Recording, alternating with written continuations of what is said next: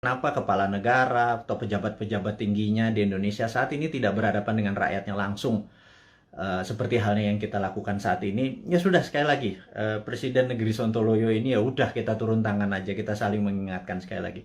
Dan tujuannya ini adalah kita semua memerlukan guidance, termasuk saya, kita memerlukan arah, kita memerlukan visi misi yang sama.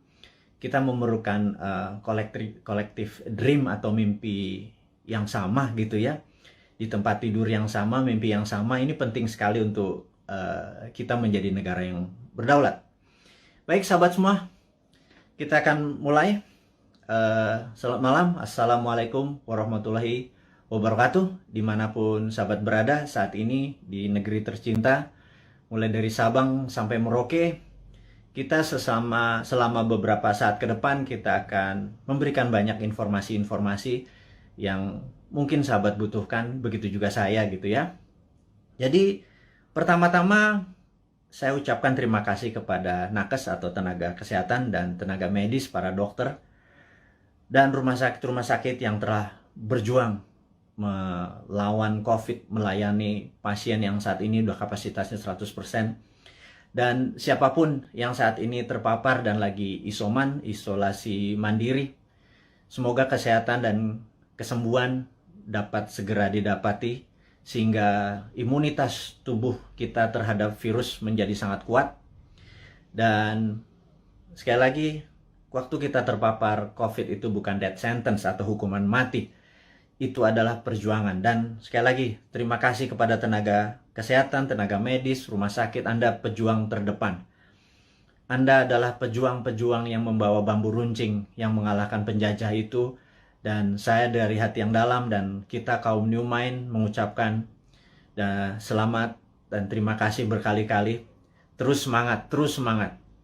Kami bisa apa? Kami hanya bisa menerapkan protokol kesehatan di manapun kami berada, dan kami mengurangi kegiatan berjumpa dengan banyak orang. Kami taat dan kita harap hal ini semua bisa terlewati. Kita tahu bahwa saat ini pemerintah lagi berjuang dengan gayanya dan semua negara juga berjuang dengan gaya masing-masing, tapi ada yang sudah lewat.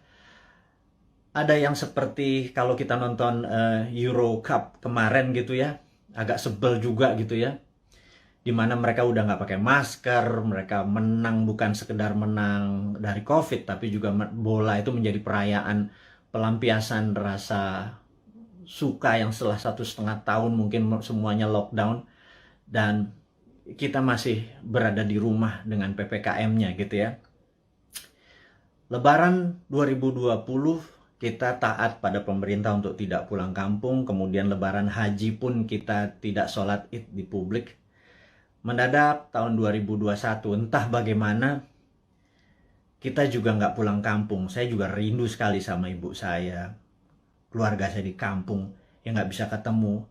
Dan kita taat. Kemudian Lebaran Haji ini pun kita nggak bisa keluar lagi. Dalam hati kita cuman berkata, kalau sampai tahun depan Lebaran masih kita nggak bisa pulang kampung, dan Lebaran Haji tahun depan kita tidak bisa berhaji, saya rasa ada masalah dengan bernegara kali ini. Udah kalian itu tidak menghadapi rakyat dengan langsung mengatakan apa yang terjadi. Sudah kita tidak boleh berhaji. Dan ada yang mengatakan nggak boleh berhaji masalah COVID. Rasanya enggak. Banyak yang mengatakan ini jangan-jangan masalah politik. Karena kita negaranya miring ke salah satu kekuatan politik dunia gitu ya, yaitu Tiongkok. Itu kita jujur-jujur aja. Kenapa sih kita nggak menjadi negara yang tidak harus miring ke kiri, nggak harus miring ke kanan, tapi semuanya kita rangkul gitu ya. Dan nyata, ngerangkulnya tuh nyata. Kalau sekarang kan agak miring ke salah satu, sehingga kita tahu Saudi adalah perpanjangannya tangan Amerika, di mana Amerika dengan petrodolarnya atau negara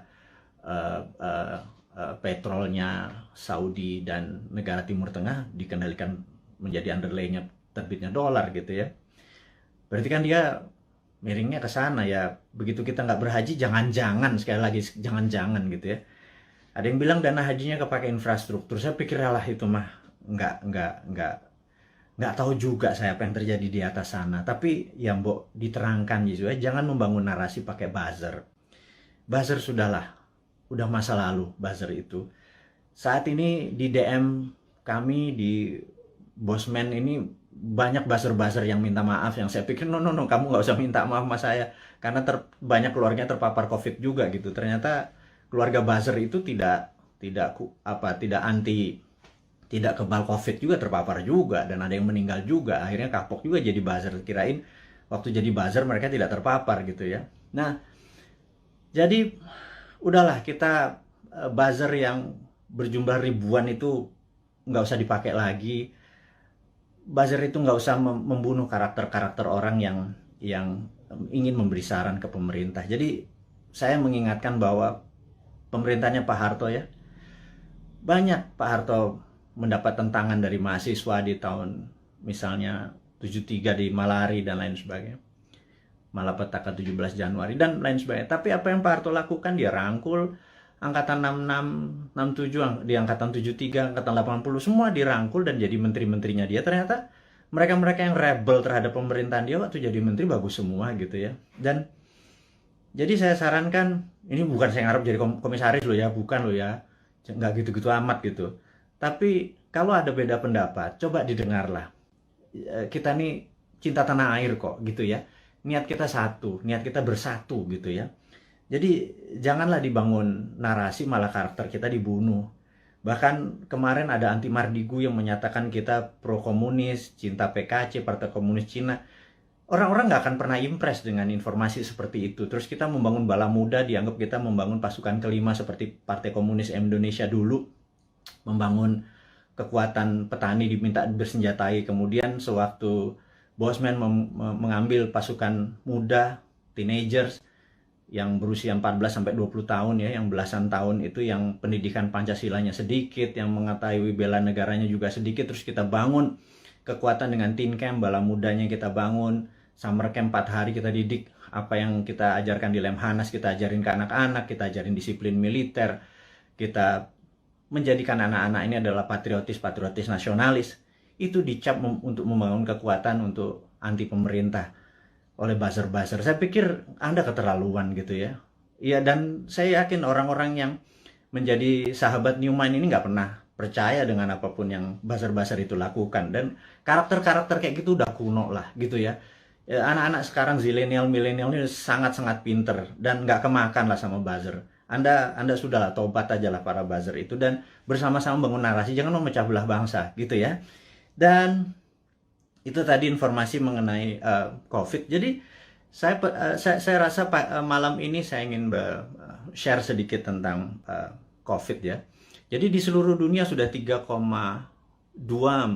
miliar vaksin tersebar dan sahabat saya di Amerika baru aja pagi tadi menelpon saya, jadi malam di sana, bahwa Amerika itu menarik, bahwa 49,1% adalah natural herd immunity, alias mereka terpapar dan sembuh sendiri.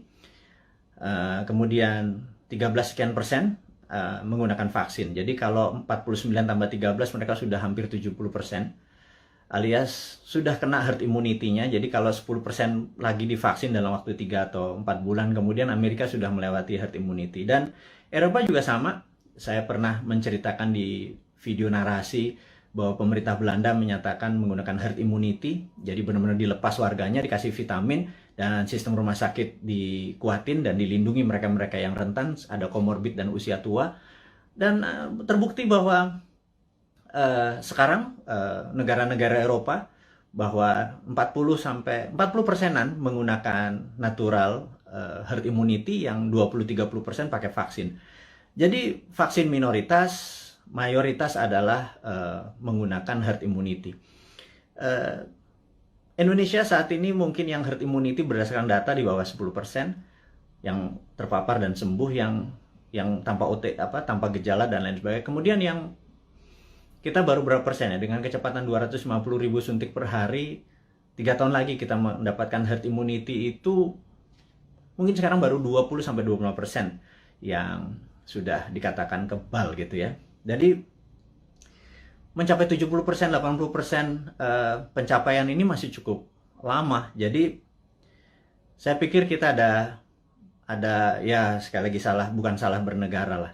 Keputusan kemarin tidak tepat, tetapi jangan sampai sekali lagi tahun depan menjadi tidak tepat. Kita udah 4 kali minus loh, kuartal 4 kali minus growth ekonominya 4 kuartal.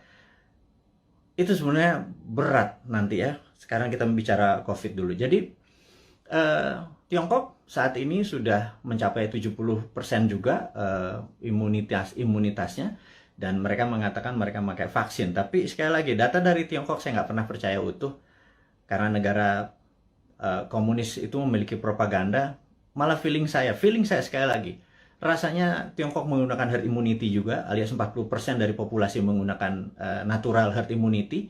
Mereka terpapar dan mereka sembuh, dikasih vitamin dan dikasih sarana kesehatan. Yang 30% atau 40% baru pakai vaksin, sisanya vaksinnya diekspor ke luar negeri. Jadi jangan-jangan Tiongkok sendiri pakai herd immunity natural gitu ya, dan sementara kita pakai herd immunity vaksin gitu ya.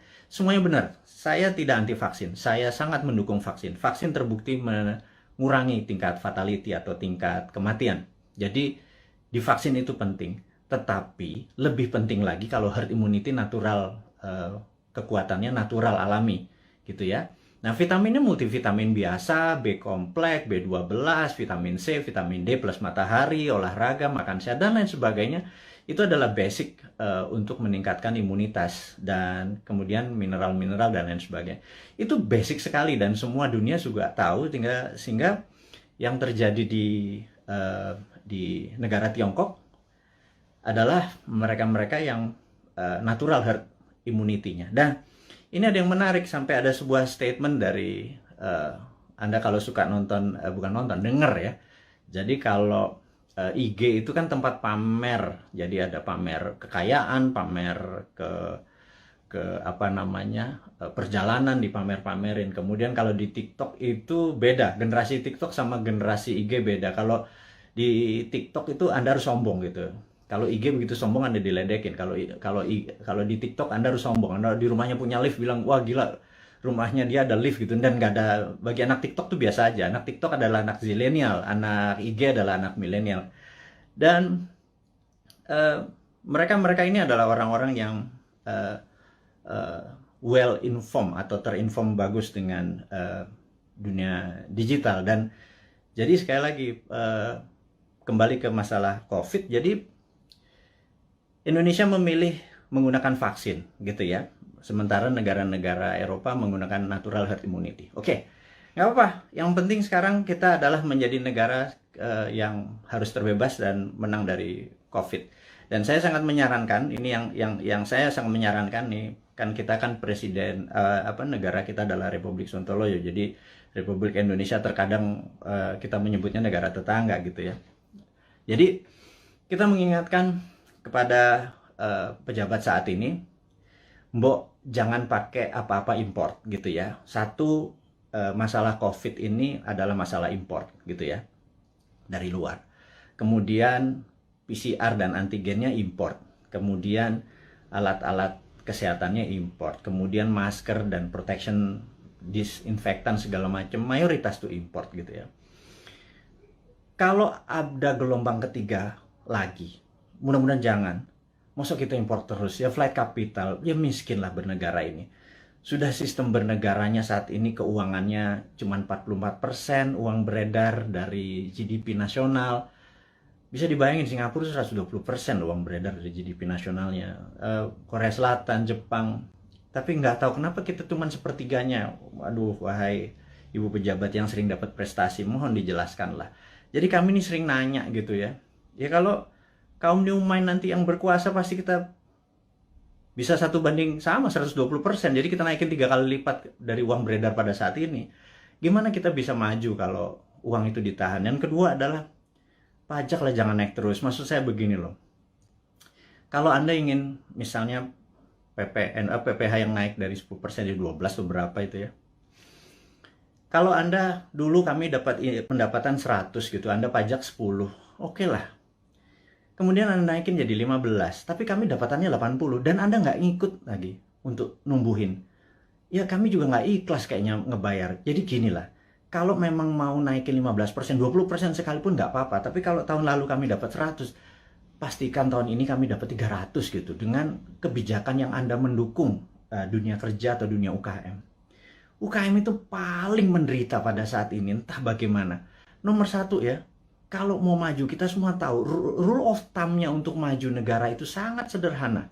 Yaitu kredit selalu tumbuh di atas 15% setiap tahunnya daripada tahun belakangan. Jadi kalau tahun lalu 100, ya tahun ini 115.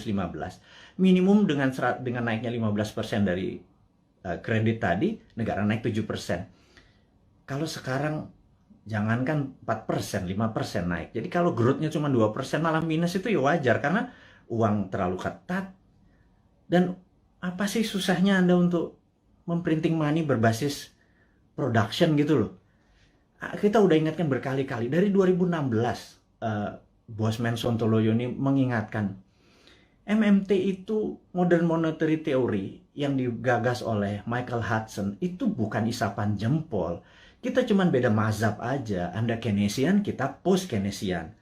China pakai sudah dari tahun 89. Amerika pakai dari tahun 71 printing money itu.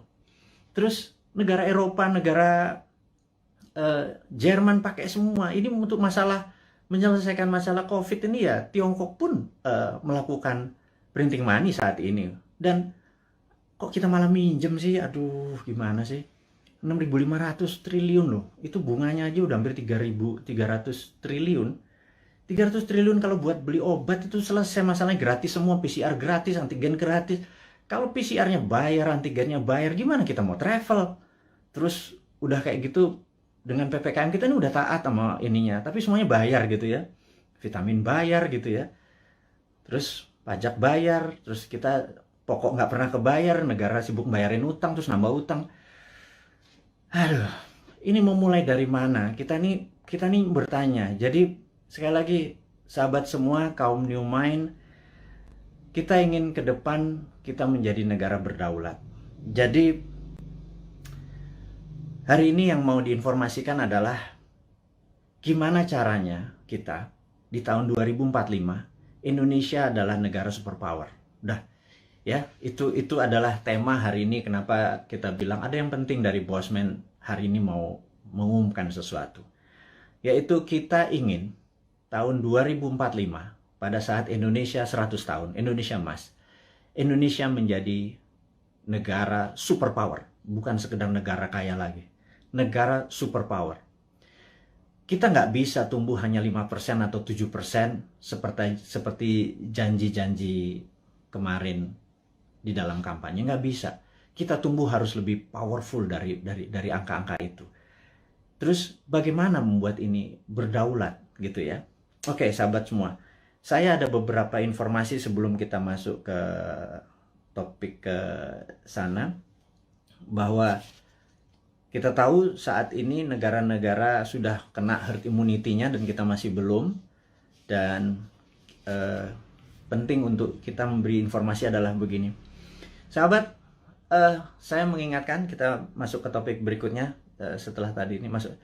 Jadi beberapa kali kita kalau naikin informasi di IG, toto bisa hilang gitu ya. Kemudian di sosmed yang lain seperti YouTube, channel kita sering di warning, sering diperingati dan hilang. Di Facebook, jadi kita udah berapa kali hilang, terus 7 kali kita diperingati Facebook, IG, Twitter kita hilang, terus YouTube kita pernah hilang gitu ya. Dan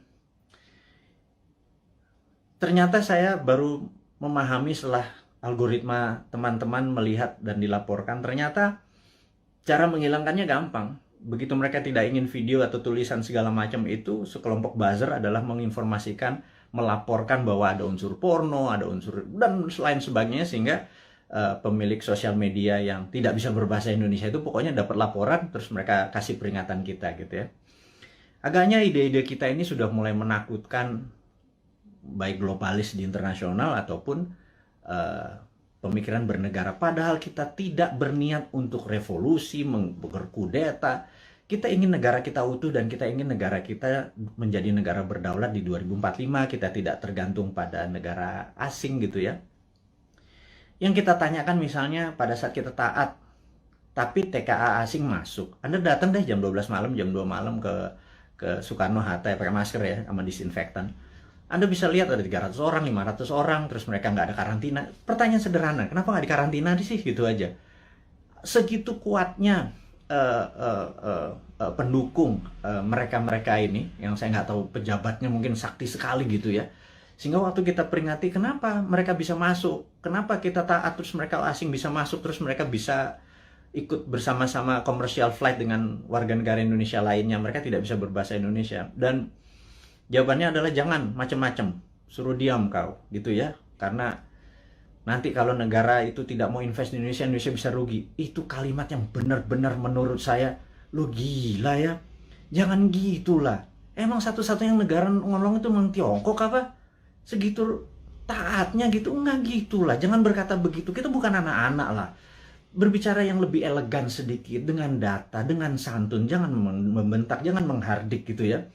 Kita bertanya juga baik-baik, ya kasih jawaban aja gitu ya, bahwa nanti kita urus, kasih yang manis lah gitu. Kita udah capek saling bentak, saling curiga gitu, udah capek gitu. Bernegara elegan sedikit, statement lah, jadi negarawan lah. Jangan jadi pedagang, mau ada cuan, ada untung segala macam gitu ya. Ya lu untung, gua kagak gitu ya, apalagi rakyat gitu ya.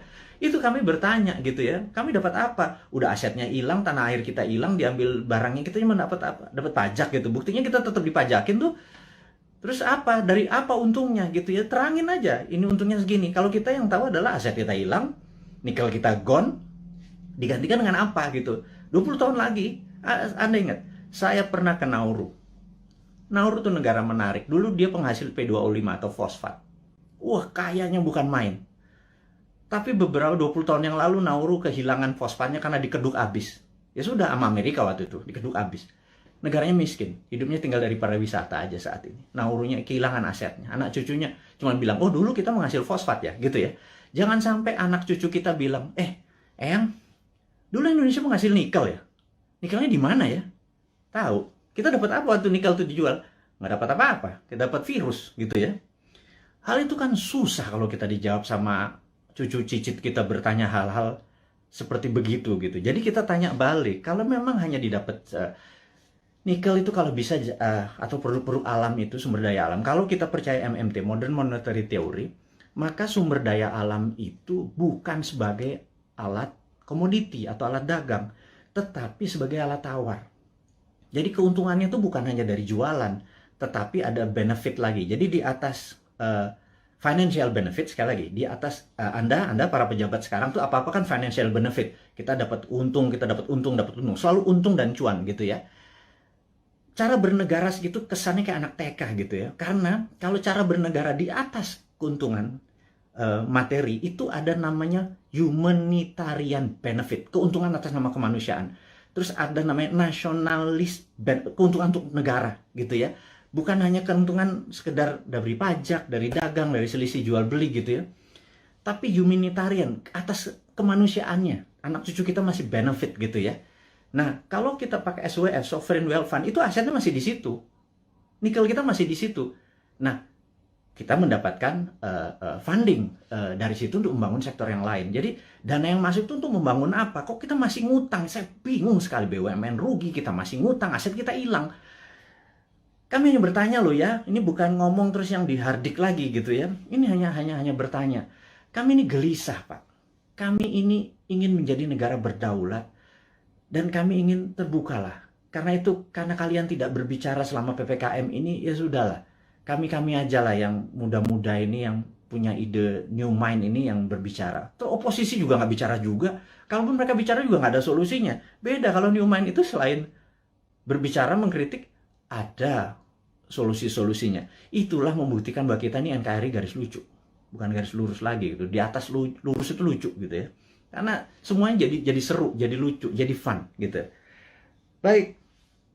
Jadi mengingat video-video kita, informasi-informasi kita tuh sering ada caranya untuk tidak bisa beredar gitu ya. Jadi toto di atas 21 tahun sehingga untuk video ini ditonton harus masukin password, harus masukin identitas yang lain sehingga tidak beredar kenceng. Jadi gini deh, sahabat semua, saya dengan ini menyatakan Anda boleh upload seluruh video Bosman. masuk ke video Anda, masuk ke YouTube channel Anda, masuk ke sosial media Anda. Kalau Anda dapat AdSense, dapat uang dari iklan yang masuk, ambillah semua itu untuk Anda. Saya tahu ada sekarang ini udah puluhan saat ini yang menggunakan video-video Bosman masuk ke video mereka. Nggak masalah. Jadi bukannya kita bilang, lu pakai nama gue, pakai produk gue. Nggak ada. Karena di sini bukan uang yang kita harapkan dari kepentingan-kepentingan video-video tadi. Video tadi adalah untuk kesadaran bernegara. Jadi saat ini video Bosman hanya ditonton 1 juta viewer per hari. Dengan Anda, sahabat semua, ada 9.000 saat ini. Kalau Anda share atau upload satu aja, apalagi semuanya ya, ada 600, sudah hampir 600 itu. Dan Anda dapat financial benefit. Saya tahu, banyak sekali ada yang pernah lapor ke saya, terima kasih Pak, saya dapat 17 juta komisi fee dari AdSense YouTube bulan ini, dari video-video Bapak. Saya bilang, ambil lah, saya bilang kayak gitu. Itu Anda semua bisa benefit dari itu semua. Tapi poinnya adalah, jika suatu hari YouTube channelnya Bosman dan itu Bosman di drop atau di block atau di take down atau diapain lah, terserah. Misi-misi kita tetap tercapai. Sekali lagi, ini bukan masalah uang. Ini adalah masalah bagaimana mengedukasi supaya tahun 2024, pada saat old mind ini sudah di masa ujung pemerintahannya, kita bisa, ide kita diterima. Bosman bukan mau jadi presiden, gue mau jadi lord. Jadi nggak ada cita-cita untuk, yang penting idenya. Ganti semua ide tua itu semua. Mosok kalau si A yang jadi tetap pakai IMF, si B yang jadi tetap pakai obornya Cina. Coba aja lihat sekarang yang di etalase di 2024. Semuanya pasti begitu jadi. Tanya deh, begitu jadi, pasti pakai itu lagi. Bernegaranya taat sama Amerika lagi, takut sama Tiongkok lagi gitu ya. Jadi, oke lah. Siapapun nanti yang jadi, mereka akan bilang, Bosman, gue ambil konsep lo ya. Karena ini membuat Indonesia berdaulat. Apa jawaban saya? Ambil, Jo. Gitu ya, kalau kita Manado nih. Ambil lah, kita bilang gitu. Nggak masalah. Karena ide kita, yang penting ide kita diterima. Nomor satu kan MMT, Modern Monetary Theory, itu adalah printing money. Jadi pasti Bappenas kita adalah orang-orang yang mendesain bernegara ini 12 lapis. Nah, sahabat semua, apa itu desain 12 lapis? Jadi misalnya kita mau buat benang atau baju gitu ya. Baju kita kainnya dari mana? Benangnya dari mana, mau pakai polyester, mau pakai katun, 100% kapas. Terus kancingnya dari mana, mau pakai resleting dari mana, ada yang pakai batok, ada yang pakai plastik, ada yang segala macam itu kita bukan sekedar ini. Dan itu semua kita biayai, 12 level itu kita biayai, nanti distribusinya kemana, pakai jalanan apa, mobilnya apa, semua akan kita gunakan produk-produk lokal, dan itu pakai printing money. Jadi printing money itu tidak bisa jalan sebelum project itu dihitung cost accountingnya, ya. Jadi John Bollard ini punya tulisan menarik, namanya Economic at War. Itu bukunya. Saya ini penggila buku, jadi hari ini kita baca tentang Economic at War. Jadi di tahun 45, pada saat sebelum perang di tahun 36 sampai 39, pada saat Amerika dan sekutu Amerika, terutama Amerika dulu belum powerful sekali. Jadi negara-negara Eropa itu minta Amerika masuk. Terus apa yang dilakukan adalah mereka minta John Maynard Keynes, ada banyak sekali ilmuwan-ilmuwan, tokoh-tokoh ekonom di masa itu disuruh menghitung cost accounting. Berapa kilogram, berapa ton besi dibutuhkan, ferro, berapa untuk buat amunisi, untuk buat baju, untuk buat makan, itu dihitung cost accountingnya, untuk buat pesawat, buat tank, buat mobil, buat dan lain sebagainya, dihitung cost accounting, berapa modalnya, terus dari mana barangnya, dirinci.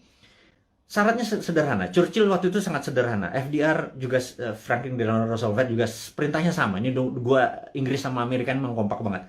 Mereka cuma bilang, berapa biayanya untuk kami menang perang? Perang itu ada perang sama Jepang dan perang sama Jerman gitu ya. Mereka menghitung totalnya sekian billion dolar. Itu angka dari langit, billion dolar. Begitu mereka printing money, udah. Underlay-nya adalah alat-alat perang tadi gitu ya. Ada inflasi? Nggak ada gitu ya. Makanya saya bilang printing money kok ada inflasi. Saya bilang, lu sekolah di mana sih? Segitu takutnya sama printing money gitu ya. Printing money itu ditakuti kalau tidak ada production yang dibuat gitu ya. Tapi kalau, nah, bukunya baca, namanya The Economic at War. Jadi The Economist at War. Jadi orang-orang memenangkan perang tuh ekonom yang memenangkannya gitu ya. Nah, jadi sama, kita nanti akan sama juga. Kita akan membuat menghitung cost accountingnya, kemudian kita akan printing money dan UKM kita langsung jalan ini jalan. Karena kita mau tahun 2024 itu kita menjadi negara berdaulat gitu ya. 2045 kita akan menjadi, dan mulainya dari 2024 karena sekarang kayaknya udah nggak kasihan sekarang ngurusin COVID, terus ngurusin apa Tiongkok ya udahlah, itu mereka terlalu repot dengan urusan gitu. Nggak mungkin lah bisa menjadi negara berdaulat. Kita cuma ngingetin sekali lagi. Jadi kita harapkan konsep kita ini diterima oleh siapapun yang nanti mau running 2024, konsep kita ini. Jadi kalau Anda bayangin ber-9.000 kita upload masuk, Anda buat, kalau nggak punya YouTube channel, Anda buat YouTube channel. YouTube channel Anda sendiri, Anda tinggal ambil tulis kita, terus kasih judul-judul yang jangan terlalu negatif atau terlalu clickbait gitu ya. Kasih yang educate, kasih yang fun, kasih yang lucu dan lain sebagainya. Sehingga ribuan atau jutaan orang. Saat ini ada 180.000 orang yang ada di internet. Ada 180 juta. Jadi saya harapkan teman-teman bisa memanfaatkan. Kalau Anda dapat 1 juta per hari, Anda bisa hampir 100 juta itu dari AdSense-nya dari YouTube gitu ya. Pakai aja video-video kita ini untuk di-re-upload, di-reshare, dan pakai akun-akun Anda sendiri. Perbanyak itu semua informasi-informasi itu. Anda boleh mengganti thumbnail-nya, mengganti footage-nya. Yang penting voice-nya jangan dipotong. Narasinya gunakan tulisan agar orang menjadi lebih paham gitu ya. Ini tujuannya bukan untuk memecah belah bangsa, ini tujuannya untuk membuat kita negara berdaulat. Dan cara cerdas bernegara ini sudah hampir 600 video. Sebarkanlah gitu ya. Kemudian sahabat semua, kita saat ini ya tadi ada informasinya adalah untuk re-upload. Anda sangat diizinkan menggunakan nama Anda video-video Bosman. Saya harapkan ada 9.000 sahabat ini punya 9.000 akun yang masing-masing taruh semua videonya Bosman, dan Anda dapat faedah yang sama. Sekali lagi, kita baru mencapai mungkin 1% dari populasi. Bayangin dari 180 juta orang yang punya akun di sosial media atau internet, menggunakan internet ini, baru 1 juta yang kita capai. Masih kecil sekali. Gimana cara 100 juta bisa menonton video ini? Dan kalau 100 juta bisa menonton video ini melalui Anda punya channel, ya Anda yang dapat duitnya loh. Bicara itu aja dulu. Di masa pandemi seperti begini susah bergerak, ya udahlah, YouTube channelnya Anda aktifkan gitu ya. Mudah-mudahan jadi faedah ini bersama. Dan saya mengingatkan bahwa saat ini kita tahu bahwa kita berperang, dunia saat ini berperang. Contohnya lagi, bisa dibayangkan bahwa di dunia yang perang dunia pertama, yaitu tahun 1914 sampai 1918, 4 tahun, itu perang dunia 1. Kemudian perang dunia kedua 40 sampai 45, 5 tahun.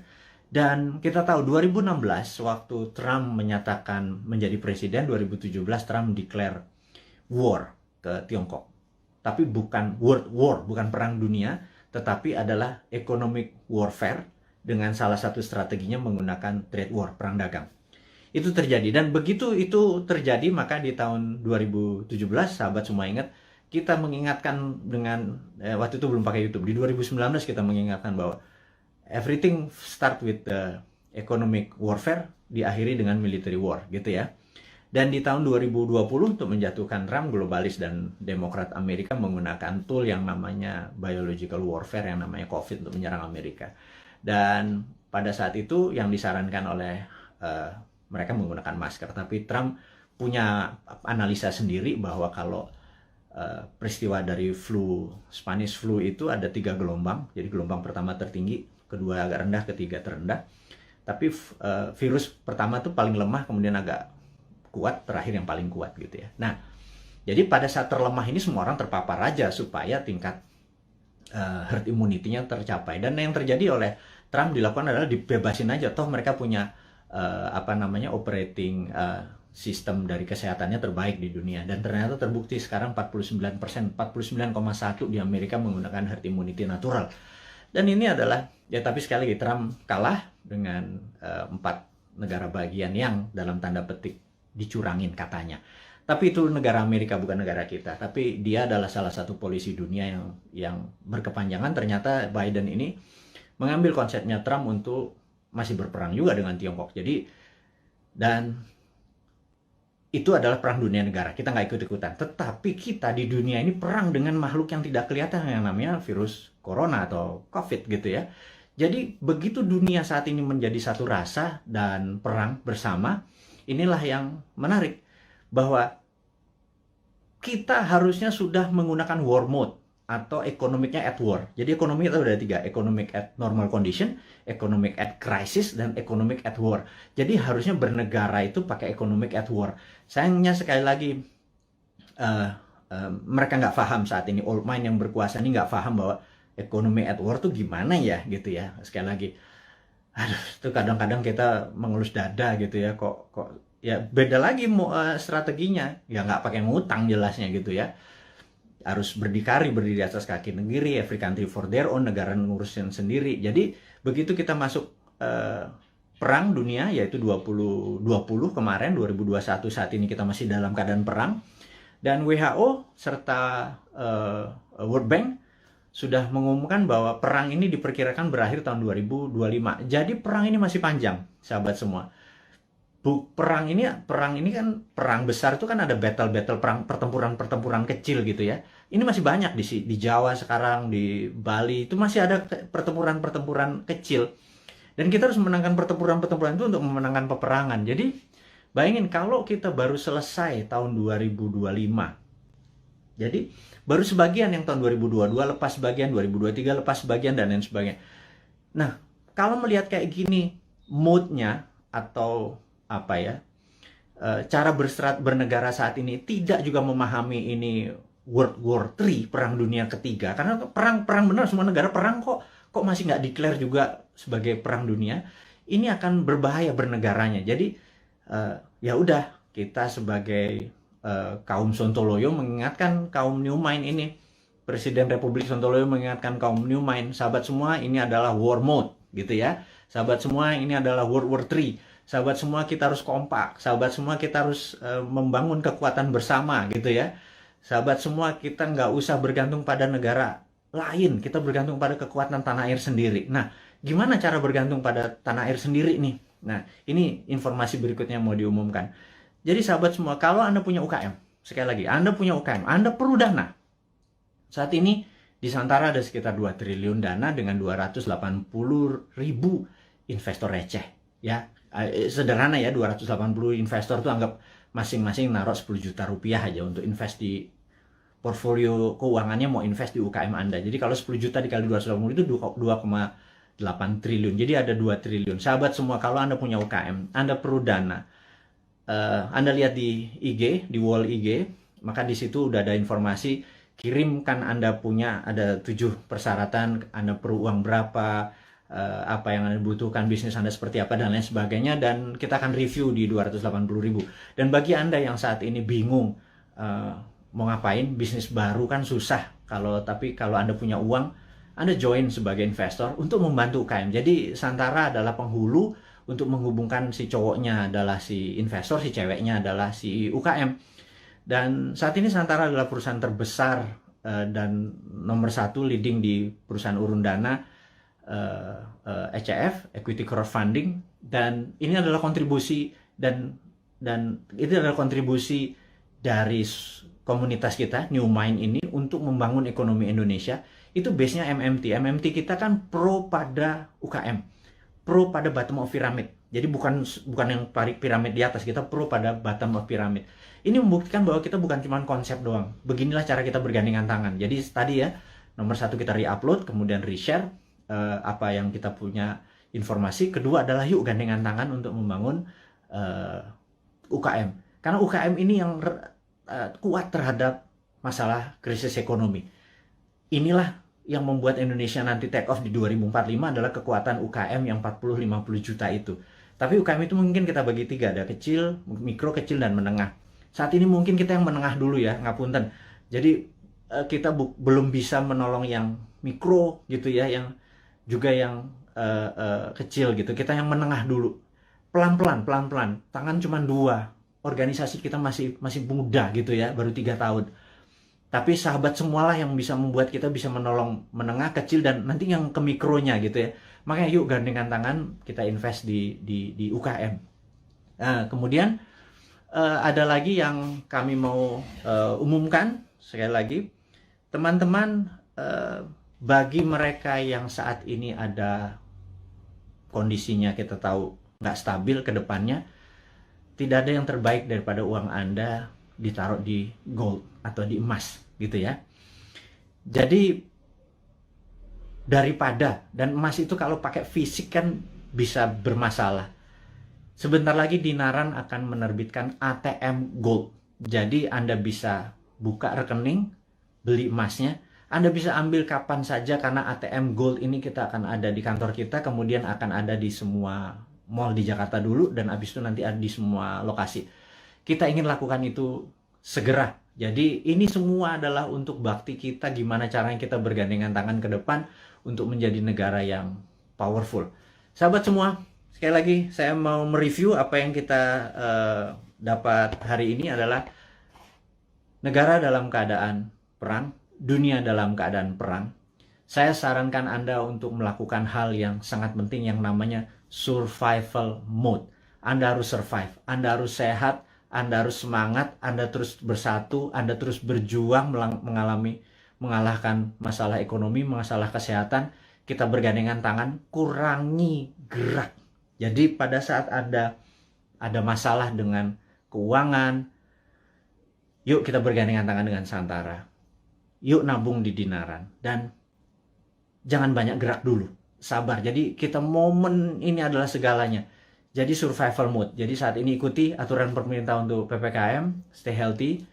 Teman-teman semua, di akhir informasi hari ini kita ucapkan sehat selalu, semangat selalu, bersatu selalu. Gunakan seluruh kekuatan Anda untuk membangun Indonesia, terus berprasangka baik, terus kompak, dan percayalah Indonesia akan menjadi negara berdaulat di tahun 2024 mulainya, dan di 2045 Indonesia akan menjadi negara superpower. Dari saya, selamat menikmati hari Minggu. Sukses buat Anda semua. Wassalamualaikum warahmatullahi wabarakatuh.